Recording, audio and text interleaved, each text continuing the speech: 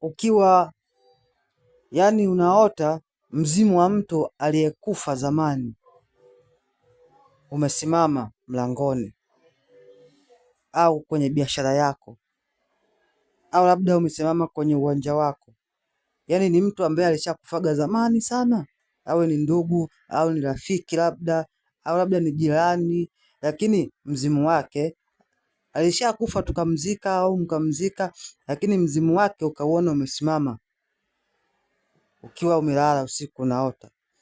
Hiyo ndoto ina tafsiri 2 mpaka 3. Tafsiri hiyo ni kwamba unapomwota mtu ambaye ameshakufa anakuja kama mzimu wa mtu aliyekufa na amesimama kwenye duka labda, au amesimama njia panda, au amesimama sehemu yoyote ile ambayo wewe umemuona akiwa amesimama.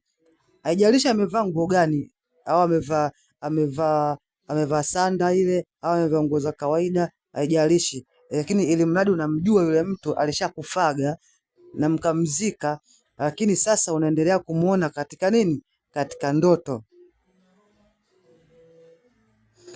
Ndoto hiyo ina maana kama ifuatavyo: mtu ambaye ameshakufa siku zote huwa ijara yake imefungwa duniani, na mtu ambaye ameshakufa siku zote huwaga ana mawasiliano na watu ambao wanaishi duniani. Na ukiota mtu ameshakufa na anakutokea, ujue hilo ni tatizo ambalo lipo katika ulimwengu wa roho, kwa sababu mtu akishakufa ina maana vya duniani yeye havimuhusu tena, ila kuna vitu vya kuzimu ambavyo vinaendelea huko, yeye ndio vinamuhusu. Au labda ni mtakatifu amekufa katika hali ya utakatifu, kuna vitu vya mbinguni ambavyo vinaendelea kwake. Lakini mtu akifa akiwa mtakatifu, waga mzimu hautokei siku zote, kwa maana yule ni mtakatifu. Maana ya mzimu ni watu wanaokaa kuzimu, makao makuu ya shetani. Ndiyo maana ya mzimu, ni wale watu ambao wanakaa kuzimu. Sasa mtu kama kaja kama mzimu, ina maana hapo kuna tatizo kwenye maisha yako. Kuna sehemu ambayo haijakaa sawa katika maisha yako unayoishi, kwa sababu mzimu unapokuja ina maana umeagizwa, au kuna viapo ambavyo vilifanyika kipindi cha nyuma, wewe ulikuwa unajua au ulikuwa hujui, au labda ni mababu zetu waliingia mikataba na kuzimu, au labda ni mzazi wako aliingia mikataba na kuzimu, au labda ni wewe kwa kujua au kutokujua uliingia mikataba na kuzimu. Kwa sababu kwenye dunia sasa hivi kuna mambo mengi. Unakuta mtu anaenda sehemu kuomba msaada kwa ajili maisha yake yaende vizuri, kumbe anajikuta kaingia mikataba na kuzimu pasipo yeye kujitambua kwamba amekuwa wakala wa shetani. Wakala wa shetani kipofu. Kwa sababu kwa shetani kuna mawakala wa aina 2. Kuna wakala kipofu, alafu kuna wakala anayejua kwamba mimi ni wakala wa shetani, anajua jinsi gani ya kufanya kazi ya kishetani. Alafu kuna wakala kipofu, yule ambaye anatumikishwa pasipo yeye kujijua kwamba anatumikishwa akiwa upande wa shetani. Kwa hiyo wakala huo umpelekea mtu kujikuta anaungana na watu wa kuzimu pasipo yeye kujijua kwamba na yeye yupo katika mikataba ya kuzimu. Tumsifu Yesu Kristo. Kwa hiyo sasa hali hiyo inapokutokea, ujue kuna vipengele kwenye maisha ambavyo havipo sawa kiroho. Ina maana mzimu huo umekuja, kuna maagano ambayo unatakiwa uyatekeleze ili huo mzimu usiendelee kuja, kwa sababu kuna vitu vilifanyika ndio maana anakuja. Ungekuwa hamna vitu vilivyofanyika, asingekusogelea au usingemuona katika ndoto. Sasa ni kipi cha kufanya katika hali hiyo? Cha kwanza kabisa, unatakiwa uingie kwenye maombi ya toba. Maombi ya toba ya kumuomba Mungu toba na rehema.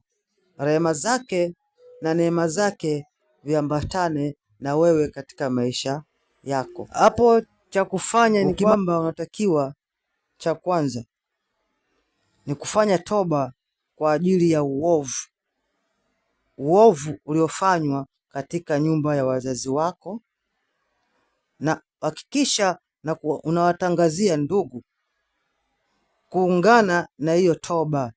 Yaani ndugu zako natakiwa uhakikishe unawatangazia kuungana na hiyo toba ambayo wewe unaenda kuifanya katika nyumba ya wazazi wako.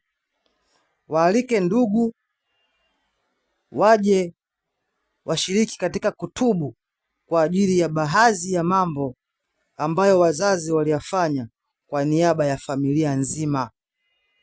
Kuna baadhi ya vitu wazazi walivifanya kwa niaba ya familia nzima. Kwa hiyo Mungu amekuonyesha hiyo ndoto ya kufagia nyumba ili kusudi ufanye toba na uhakikishe unawaita ndugu zako watambue kinachofanyika ni kipi, familia nzima. Kwa sababu labda kuna mtu aliyofanya kwa niaba ya wanafamilia wote na majina yao akayachukua yote akayaweka katika hiyo madhabahu. Kwa hiyo ni muhimu kuita familia nzima kuja kwa ajili ya kufanya toba ya dhati kwa Mungu. Toba ni muhimu ili kusafisha nyumba nzima ya wazazi, ili kusafisha ukoo, ili kusafisha kabila lenu, ili kusafisha hata uzao wenu. Toba ni kitu cha muhimu sana.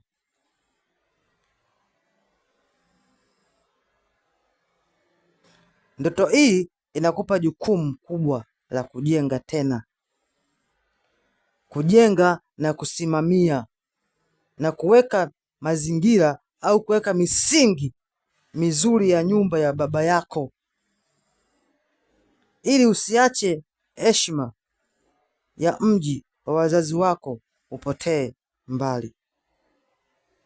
Kwa sababu usipofanya haya, heshima ya mji wa wazazi wako itapotea, utapotea na huduma yako ukajikuta isisogee, au unajikuta kazi zako unazofanya zisifanikiwe, kwa sababu unapotaka kusogea mbele, nyuma unavutwa shati kwamba wewe kuna jambo, maagano fulani na fulani na fulani hayakwenda sawa. Kwa hiyo unatakiwa sasa hivi maagano hayo unatakiwa uje tena utoe sadaka. Sasa labda wewe haujui walikuwa wanatoa vipi sadaka, na sasa hivi wewe sio tena kule, upo kwa Yesu. Kwa lazima uhakikishe unafanya toba ya dhati ya kuhakikisha unasafisha mazingira ya nyumbani kwa toba ya Mungu.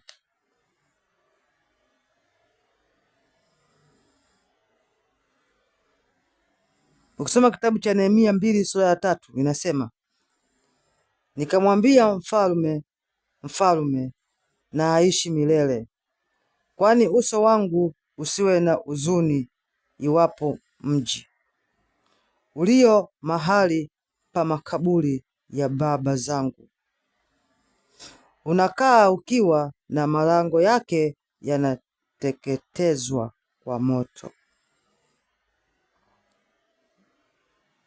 Nehemia hapa anamwambia mfalme uishi milele, kwani uso wangu usiwe na huzuni iwapo mji ulio mahali pa makaburi ya baba yangu unakaa ukiwa na malango yake yameteketezwa kwa moto.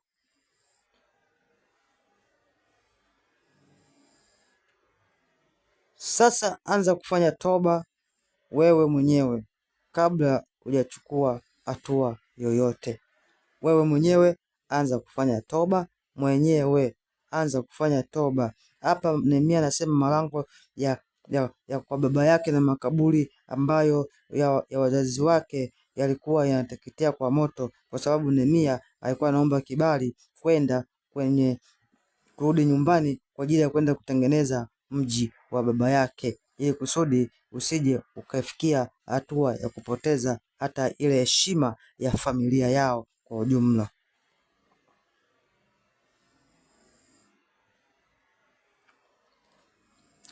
Simamia mstari ule wa Danieli 9 sura ya 9, Danieli sura ya 9 mstari wa 3 mpaka wa 8, ukiwa unasema, nikamwelekezea Bwana Mungu wa uso, nikamwelekezea Bwana Mungu uso wangu,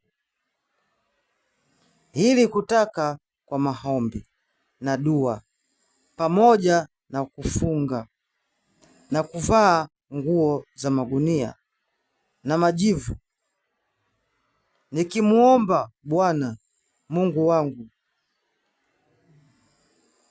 Nikaungama nikasema, E Bwana Mungu mkuu, mwenye kutisha, ashikaye maagano na rehema. Kwa maombi ya namna hii utakomboa familia yako baada ya toba yako binafsi.